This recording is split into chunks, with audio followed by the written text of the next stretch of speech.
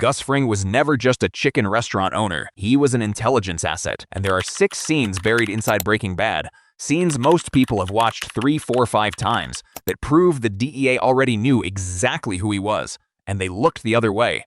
Not because they missed him, not because he was clever enough to fool trained federal agents, because someone told them to. I have spent weeks going back through every frame of this show. Through interviews Vince Gilligan gave that nobody clips, through the actual historical record of CIA operations that ran parallel to this story. And what I found doesn't just change how you see Gustavo Fring, it changes the entire world Breaking Bad exists in. Stay with me, because by the end of this video, you will never watch this show the same way again. Before we get into it, I need to show you something most fans completely missed. Breaking Bad has exactly 62 episodes, not 60, not 65, 62. Vince Gilligan didn't arrive at that number by accident. 62 is the atomic number of samarium, an element used in medicine specifically to treat the pain caused by bone cancer. The same cancer Walter White was diagnosed with in episode 1. Think about that. The number of episodes this show ran wasn't a network decision, it was a chemical decision. Gilligan encoded the periodic table into the very DNA of this series, right down to how long the story breathes. If you missed that, you may have missed a lot of other things too, because this show is not what most people think it is. The theories, the Reddit threads, the YouTube videos, they all focus on Walt, his transformation, his ego, his pride, but they are looking in the wrong direction. The real story of Breaking Bad, the story Gilligan was actually telling, is about the systems around Walt, the institutions, the people who were supposed to stop him, and why at every single turn they failed. Today we are going to look at 3 theories, 3 cases, each one built on evidence directly from the show. And when we are done, I want you to ask yourself one question.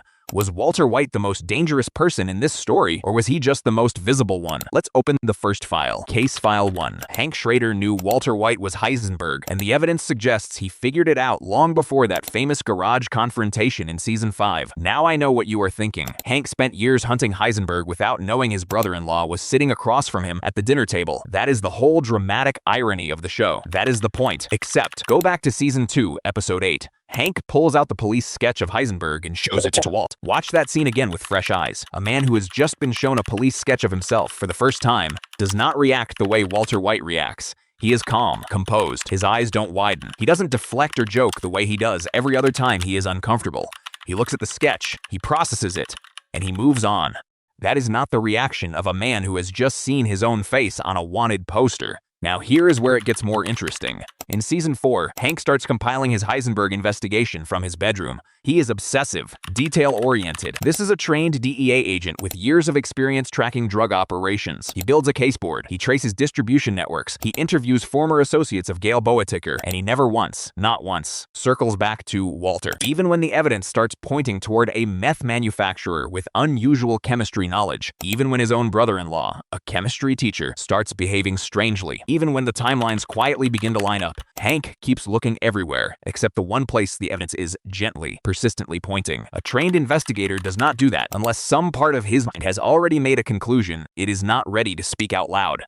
But here is the scene most people treat as a throwaway, a brief moment so small that almost everyone watches past it without stopping. And once I show you what it actually confirms, you will wonder how you ever missed it. It is not the garage scene. It is not Season 5. It happens in Season 3, Episode 10. Hank is recovering in the hospital. Walt comes to visit. They are talking, and Hank says something that lands completely differently once you understand the truth. He says, "I thought I had the worst job in the world. Turns out I just have the saddest one. Not the most dangerous, not the most thankless, the saddest." That is not a line about hunting anonymous drug dealers. That is a line from a man who already knows at some level who he is going to have to face and what it is going to cost him. And then comes the garage. Season 5, Hank confronts Walt, and here is what most people walk right past. Hank does not say, "I figured it out." He does not say, "I put the pieces together." He says, "I have been watching you. I have been watching you for a while." He has been watching him, not investigating, watching. The distinction matters enormously. You investigate someone when you are still building a case. You watch someone when you already know what you are looking for,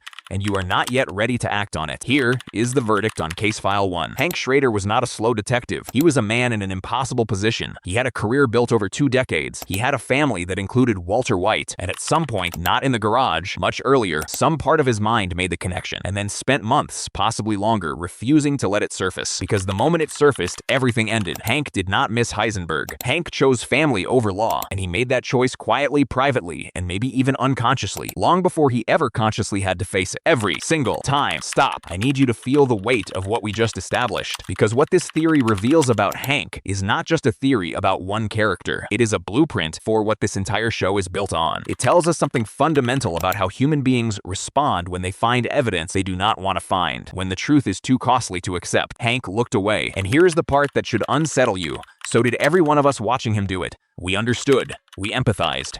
We let him off the hook without a second thought. The next theory is the explanation for why, and it is the most uncomfortable thing this show ever did to its audience. Skyler White was the only genuinely rational person in Breaking Bad, and the audience hated her for it. Not disliked. Hated. Actively, vocally, personally hated.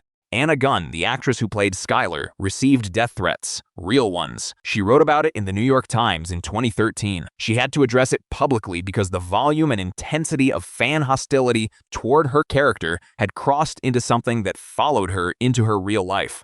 Think about what Skyler actually did in this show. Her husband told her he had cancer and refused treatment. She pushed back. Rational. Her husband started lying to her about where he was spending his time. She got suspicious. She discovered he was manufacturing and distributing methamphetamine. She was horrified.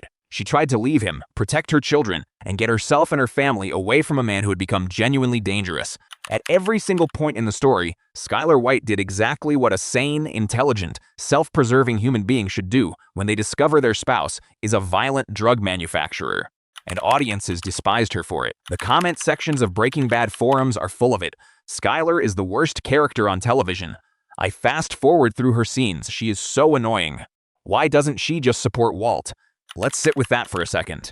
Why doesn't the woman just support the man who is lying to her face, endangering her children, laundering money, and ordering murders? Why doesn't she support him more?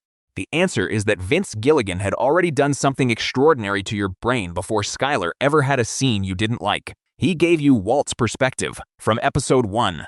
You were inside Walt's point of view. You knew his fear, his humiliation at being underpaid and underestimated, his fury at gray matter technologies, his desperation after the diagnosis. You knew all of it before Skyler knew any of it. So when Skyler pushed back, when she behaved like a rational person reacting to genuinely alarming information, she was not annoying. She was threatening. She was threatening to destroy something you, the viewer, had become emotionally invested in protecting. You didn't hate Skyler White because she was badly written.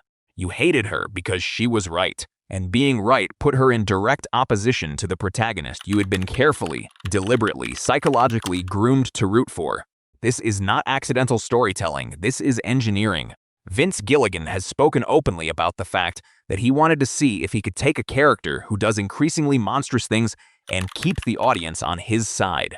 He called it the experiment, and it worked beyond what even he had anticipated. Millions of people watched Walter White poison a child, watch a woman choke to death, let Jesse spiral deeper into addiction, and still argued that Skyler was the problem.